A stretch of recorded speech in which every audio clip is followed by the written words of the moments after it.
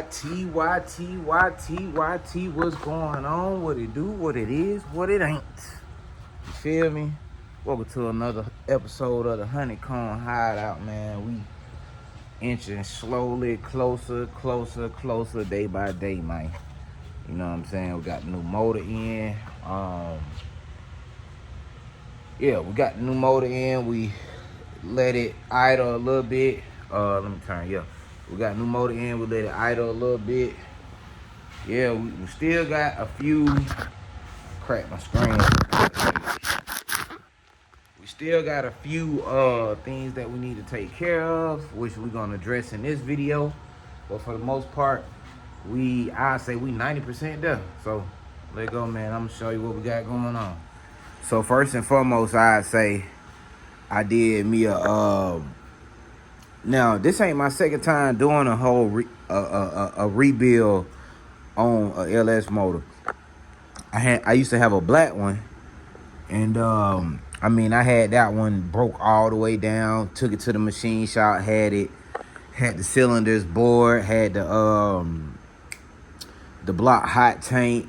You know, bought everything pretty much brand new from rings. All I did was pretty much clean up the pistons, but I had everything brand new on my black Camaro, but I never got that one to work. Got this motor, it was still in good condition. So pretty much all of what I did was put new lifters. I'll say I did a top end rebuild. Broke it all the way down, put new lifters. Let me see, new lifters, lifter trays, cam, sprocket, chain, new cam thrust plate. When it came to the heads, put the head gaskets on. All I did was swap the springs from the old motor over to this motor. I put those same push rods back in because they went with the cam. The push rods were still good. Lifters, you know what I'm saying? So I pretty much did all that myself. You get what I'm saying? We just got a few knickknacks and what have you that I need to tie in, like this catch can. I already got this hose here is long enough, but my hose coming from over there on the back of the passenger head is not long enough. I'm gonna end up mounting this and the coolant overflow tank up under this section right here, have it all hidden, so that way, you know what I'm saying, just trying to keep it clean, you feel me? So yeah, I gotta get more hose. I gotta get a longer hose to route it from over there behind on the back of the passenger head up under here all the way to up under there. So we gotta do that. We gotta get a new bracket. I don't know what happened to the bracket for my coolant overflow tank, but I gotta get a new, like, one of these little clamps to mount that. What else we gotta do? Oh yeah, man, while reconnecting my drive-by cable, I ended up cutting it too short because it likes to flare out when you cut it. So I'm gonna just go on and get another one and try to cut that one the bestest to my abilities, if you get what I'm saying. Let's see. So catch can, overflow tank, drive-by cable. Oh yeah, so if you look, also what we got going on, man, if you look right here, so we got the LS1. The only thing I kept, cause it didn't, the motor didn't really come with no accessories, but I wasn't really worried about that because I already had accessories. So I'm still running the whole accessory bracket over there from the truck, from the original motor. The power steering bracket, the power steering alternator bracket, I'm still running that. We got the LS1 water pump with the spacers, and then instead of running my bleed valve for the coolant from up under here on both sides, because you know the LS's, they'll have that little crossover pipe or linkage right there. I'm running it directly into the spacer right there, but what I did was I what I did was I pretty much took the belt tensioner off the truck water pump and put it on this water pump. However, if you guys can see, this sits out almost a whole inch from, you see that alternator?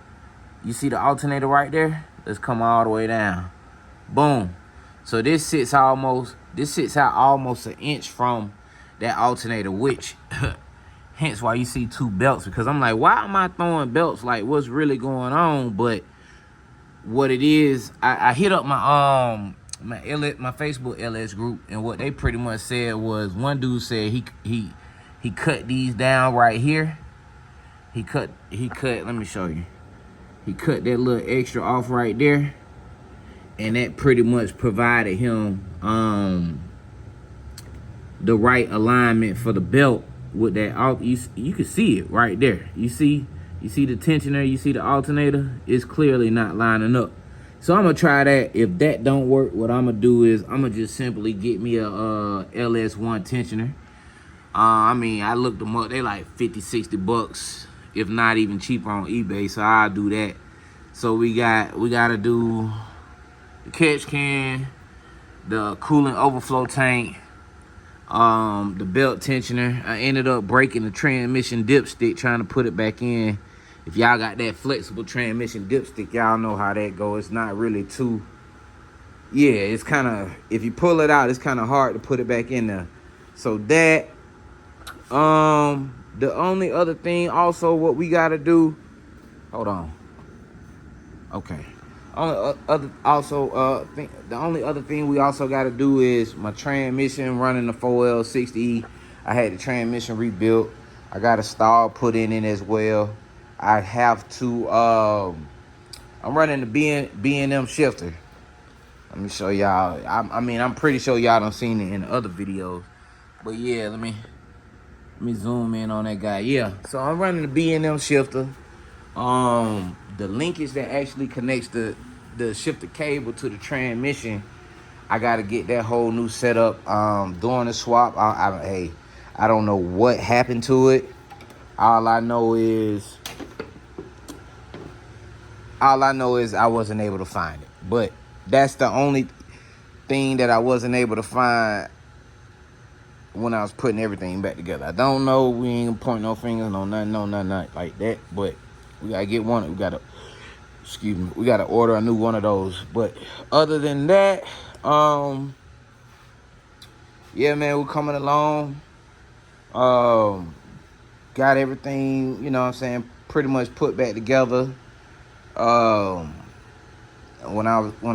the video that I dropped, well, in part of this video, you can hear that I got a little exhaust leak. We're gonna get that taken care of, and we're gonna take it to get it finished, getting tuned. And man, honestly, man, I should be back on the road, you know. Nothing to it, nothing but to do it, you know. You just gotta, hey, lock in, have your vision, lock in, and do what it do. You know, to be honest with you, I'm all about cleanliness. I'm all about having things looking clean. To be honest, I kind of like this look. To be honest, I kind of like this look, but at the same time, I know motor came with the covers, which I went ahead and just painted them all black for future, for future purposes. The motor came with the covers. We gotta clean them off. We just gonna put them on there. Yeah, we're just gonna put them on there like that. I mean, hey, and it also look good like that. You know what I'm saying? We're gonna see. Also, I did order a stock. We did order the stock AC. So we got the air box to go back up on the firewall. We got the bracket. We got the 501. We got the 508 Saturn compressor.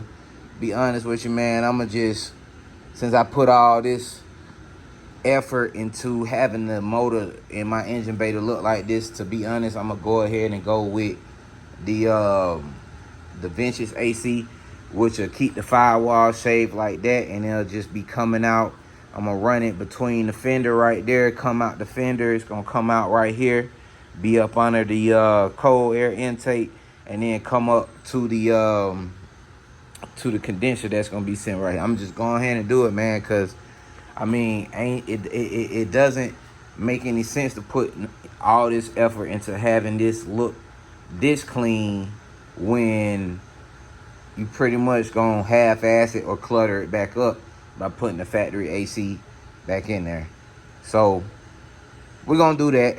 That's gonna be coming within the next month or two. But like I said, man, any way, any shape, form, fashion, I gotta keep this content coming to you guys. We're gonna keep it coming. You know what I'm saying? No pressure. And we're gonna be back on the road. We're gonna have those car show videos coming.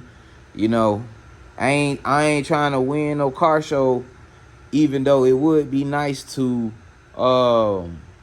you know what I'm saying, come home with a trophy off of a car that you literally built yourself.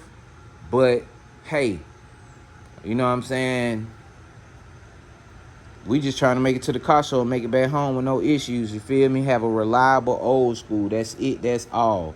We're going to get the, as y'all can see right there, we got a crack in the glass. We're going to get that repaired. We're going to get the windows tinted.